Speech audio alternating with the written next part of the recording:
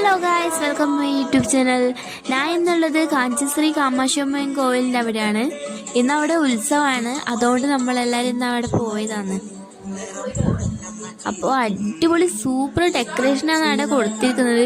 Full light settings എല്ലാം. പോകത്തിലാണെങ്കിൽ പെട്ടെന്ന് പോവുക. നമ്മളെന്നിട്ട് അമ്പലത്തിൻ്റെ ഉള്ളിൽ കയറി തൊഴുകെല്ലാം ചെയ്ത് എന്നിട്ട് നേരെ നമ്മൾ ഫുഡ് കഴിക്കാൻ പോയി. ഫുഡ് കഴിക്കാനാണെങ്കിൽ ക്യൂ ഇല്ല, എപ്പത്തെയും പോലെ ക്യൂ ഇല്ല, കുറച്ച് ക്യൂ വേണ്ടിയിട്ടുള്ളൂ.